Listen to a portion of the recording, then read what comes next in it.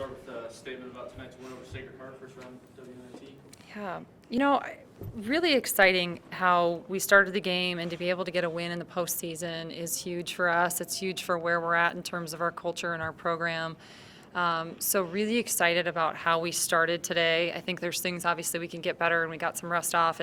But Sacred Heart's a good team, and we've seen a lot of film on them, and they shoot the ball extremely well. They're coached very well. They won their league, and so this was a really good win for us tonight. Absolutely.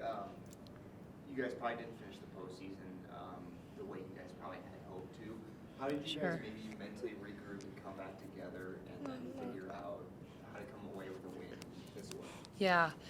Yeah, really good question, and I think they had the same thing. And so for us, it took us a little bit, and we watched it together, and, you're right, we didn't end it exactly how we wanted, the story didn't go how we wanted it to go, but I think to be able to play at home and to be able to have our administration and their support and being able to host this game is a really big deal.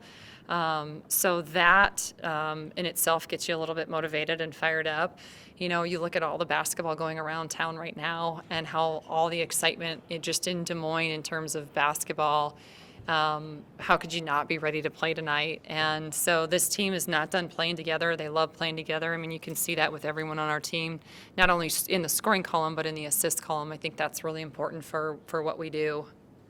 Start to finish, did you feel like this was maybe your most fundamental game that you guys have played this season? Because it looked like you guys were really in sync and in check on the floor. I think there were moments that were really good, and I think we've had a lot of really good moments like that. I think there's some moments on the defensive end. I wish we could have been a little bit better in terms of box outs and just closeouts in general.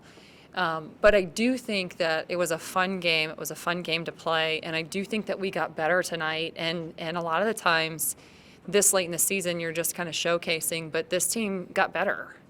Absolutely. Sarah, the story for you this year has been the freshman off the bench and a very versatile player. What have you learned this season that's helped you succeed in the postseason the way that you have? All comes back to confidence. I mean, just confidence in myself and confidence in my team. Just knowing every game that we're capable of winning and just using our strengths because we know we're ready. What is the atmosphere? Your coach talked about the basketball in the morning this weekend. Did you kind of feel that kind of leading up to this game that you guys were a part of that with being a host site for the first round of the NIT? Yeah, definitely. Anytime we can get a home game, it's just awesome. And then, we had teams come in and practice here, so that was just fun to even be a part of that. But yeah, definitely could feel the atmosphere. Lizzie, you guys shot the ball really well from three-point range, even better in the second half than you did in the third. What have you guys been practicing on, or what kind of led to that success throughout the game? I think the main thing is just sharing the ball and setting each other up. We practice shooting every day, and so I think just finding each other, setting each other up, using screens, and then we have Caitlin with 12 assists, just being able to find everyone, and she puts us in the best position to shoot, and I think they're just going in tonight.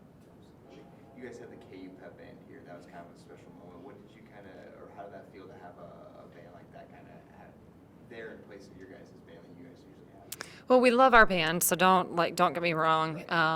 What's really neat about it is just how it came about and the story of, the NCAA teams don't get to really tell great stories all the time. There's a lot of stories out there that aren't as great, and this is one of those really feel-good stories. And it just wasn't, they stopped over and they came over, but to be, the number one team in the men's tournament, and they're doing a lot of stuff. They're not here just, hanging out and they just happen to have free time. They came over right after they played in that game to be part of what we were doing, and they did a phenomenal job. They were all in here. So what a testament to not only each member and the director, but their athletic department and their university. And I know will be much more of a fan of theirs than I ever have been because of that class and that character. And that's what we want. And you know what? We would do the exact same thing if somebody needed us. And I think that that's something that, in terms of culture,